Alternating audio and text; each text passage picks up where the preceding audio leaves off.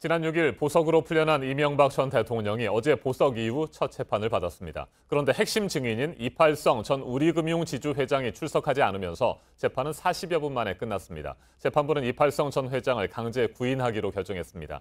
다른 핵심 증인들 역시 출석하지 않으면 강제 구인될 것으로 보입니다. 이명박 전 대통령의 항소심이 제대로 속도를 낼 수 있을지 여부는 증인 구인에 달렸다는 분석이 나옵니다. 검찰은 이 전 대통령의 부인 김윤옥 씨 등을 증인으로 신청했습니다. 백성문 변호사와 좀 더 자세하게 짚어보겠습니다.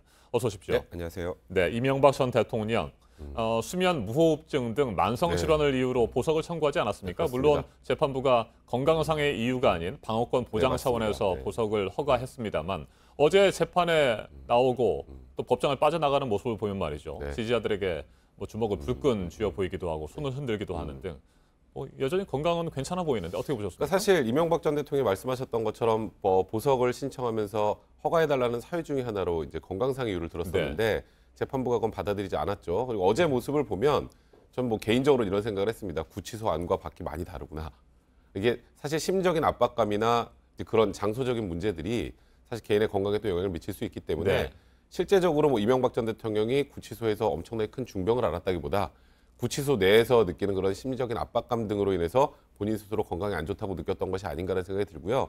어제 저도 그 모습을 보면서 건강에는 최소한 큰 문제는 없구나라는 그런 인상을 좀 받았습니다. 네, 말씀하신 대로 구치소 안에서는 몸이 좋지 않았을 수도 있는 거니까요. 네, 그렇습니다. 네. 네. 자, 어제 제일 관심을 모았던 것이 이팔성 전 우리금융지주 회장이 증인으로 출석할 것이냐 이 부분이었는데 이 전 회장 나오지 않았습니다. 네. 이 전 대통령 앞에서 증인하는 것에 대한 부담 때문에 건강이 좋지 않다고 하는데 보통 증인으로 출석을 요구받았을 때 말이죠. 내 몸이 좀 아프다. 아파서 나가지 못하겠다고 하면 인정이 됩니까? 원래 이제 증인이 어느 정도 중요하냐에 따라서 좀 달라요. 그러니까 재판부가 보기에는 현실적으로 뭐 증인 신문할 필요가 없다라고 느꼈다면 뭐 그런 뭐 건강상의 이유든 여러 가지 이유를 대해서 증인 출석을 이제 못하겠다고 할 때 검찰 측의 의견을 물어서 아니면 또 이 변호사 측의 의견을 물어서 사실 이 사람은 신문할 필요가 없다고 판단하면 그냥 이제 그 부분을 받아들여 주는데 사실 아시겠지만 1심에서는 이명박 전 대통령 측에서 모든 지금 현재 신청한 증인들의 진술을 다 동의했었어요. 그죠? 그리고 진술을 동의한 상태에서 객관적인 다른 증거들을 가지고 이 진술의 신빙성을 배척하겠다고 했는데 실패했죠. 실패한 상황에서 이제 이명박 전 대통령 측에서 할 수 있는 건 이미 했던 진술들을 이 재판정 안에서 뒤집거나 아니면 이 진술의 신빙성을 질문하는 과정에서 탄핵을 하려고 시도를 한 것이기 때문에 사실 MB 측에서는 물러설 수가 없는 상황입니다. 그러니까 증인 출석을 강하게 요구를 했던 거고요.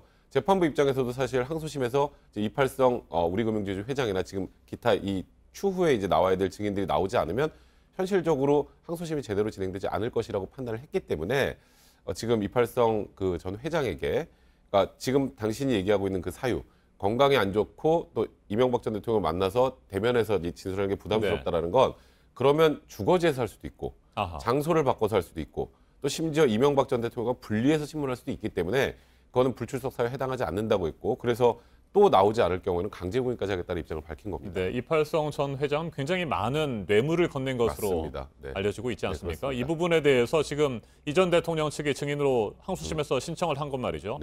한번 다퉈보겠다는 얘기일까요? 받지 않았다? 뭐 이렇게 주장을 하고 싶은 걸까요? 그러니까 지금 이팔성 전 회장의 얘기를 전부 거짓이라고 지금 얘기하고 있는 상황이기 때문에 이팔성 회장을 법정에 직접 불러서 일단은 첫 번째 안 줬다는 진술이 나오면 최상이죠. 근데 이제 그게 아니더라도 이팔성 전 회장이 법정에서 진술하는 것 중에 이제 검찰 조서하고 좀 미묘하게 달라지는 것들이 생길 수 있거든요.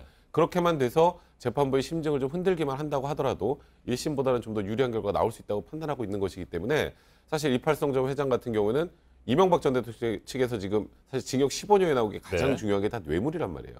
그러니까 그에 관련된 신빙성을 다투기 위해서는 뭐 이명박 전 대통령께서는 뭐 어쩔 수 없이 지금 법정에서 신빙성을 떨어뜨리는 방법을 찾을 수밖에 없는 겁니다. 네, 그 가능성을 지금 예단할 수는 없습니다만 이팔성 전 회장이 항소심에 나와서는 말이죠.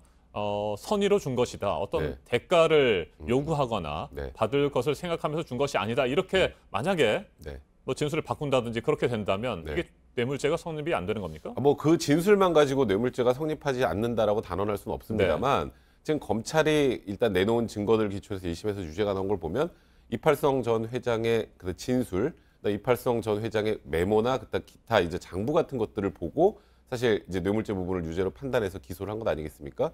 이제 그와 관련된 객관적인 물증들도 분명히 있는 것이기 때문에 만약에 이팔성 전 회장이 법정에서 진술을 번복한다고 하더라도 뇌물죄가 무조건 성립하지 않는다고 단언할 수는 없습니다만 MB 측에서는 이명박 전 대통령 측에서는 그렇게 진술이 어느 정도 번복이 된다면 재판부의 심증을 최소한 흔들 수는 있기 때문에 일단 진술을 어떻게든 조금이라도 변화시키는 게 이명박 전 대통령 측의 전략이라고 봐야 될 것 같네요. 네. 자, 그런데 네. 이팔성 전 우리금융지주 회장처럼 네. 다른 핵심 증인들이 앞으로 네. 계속해서 나오지 않는다면 네, 맞습니다. 물론 뭐 재판부가 강제 구인을 하겠다고 했습니다만 네. 시간이 늦어지는 건 아니겠습니까? 늦어지고 지연될 텐데 네. 재판이 지연되면 이 전 네. 대통령 측에서 봤을 때는 자신들에게 유리하다 이렇게 판단을 하게 되는 거죠? 아니에요. 그건 절대 아니고 그러니까 이게 일각에서는 지금 재판이 지연되면 이명박 전 대통령 측에 좀 유리하다 이런 얘기를 하는데 지금 재판이 지연되는 게 문제가 아니고 이명박 전 대통령 측에서는 무조건 증인들이 나와야 됩니다. 그러니까 증인들이 나오느냐 나오지 않느냐로 유불리를 판단을 해야지 시간이 길어지느냐 짧아지느냐로 판단하면 안 되고요. 아까 제가 말씀드렸던 것처럼 1심에서는 모든 증거에 대해서 동의를 한 상황이었기 때문에 지금 항소심에서 결과를 바꾸려면 핵심 증인들의 진술을 번복시키거나 아니면 진술의 신빙성을 탄핵시켜야 되거든요. 그럼 어떻게 해야 되나요? 결국 나와야죠. 그러니까 지금 뭐 김백준 전 총무기획관이나 지금 또 이학수 전 부회장이나 지금 뇌물죄와 관련된 아주 핵심 증인들 그리고 다스가 이명박 전 대통령 것이라고 판단하는데 핵심적 역할을 했던 이병모 청계재단 이사장 이런 사람들은 나와서 신문을 해야 이명박 전 대통령 측에 그나마 조금이라도 유리해질 가능성이 있는 거고요. 안 하고 시간만 오래 간다고 해서 이명박 전 대통령 측이 유리해지는 건 절대 아닙니다. 네, 이팔성 전 회장의 뇌물과 관련된 혐의 관련해서 검찰 측에서는 이 전 대통령의 부인 김인옥 씨 그리고 사위 이상주 변호사 증인으로 신청을 했습니다. 이건 어떤 전략으로 보면 될까요? 사실 그 공판 준비기일에서 언급이 되지 않았던 증인을 검찰을 추가로 부르겠다라고 하는 건 사실 이번에는 검찰이 다소 좀 무리한 거라고 봐야 될 것 같고요. 사실 검찰 입장에서는 최대한 증인이 안 나오길 바라고 있는 거예요. 그러니까 별로 중요하지 않은 증인들이 부르지 말자 이런 식으로 어제도 얘기를 했던 건데 그렇게 이명박 전 대통령 측에서 끝까지 부르겠다면 우리도 부르겠다라는 취지로 보셔야 돼요. 근데 이제 문제는 김은옥 씨 같은 경우에 사전수뢰죄 문제가 됐단 말이죠. 2007년 당시면은 대선하고 너무 멀었기 때문에 공무원이 되려고 한 자로 보기 어렵다라고 이제 1심에서 그 부분으로 이제 무죄가 나왔기 때문에요. 돈을 받았느냐 안 받았느냐는 여기서 핵심이 아니었단 말이죠. 그게 이제 이명박 전 대통령 측에서 아니 김은옥 씨를 왜 부르느냐라고 얘기하면서 했던 얘기인데 사실 저는 그 부분 검찰에서 추가로 부르겠다라고 한 김은옥 여사나 이상주 변호사 같은 경우에는 법원에서 재판부에서 증인으로 채택을 해줄 가능성이 그렇게 높아 보이지는 않은 상황입니다. 알겠습니다. 여기까지 듣겠습니다. 백성문 변호사님 말씀 잘 들었습니다.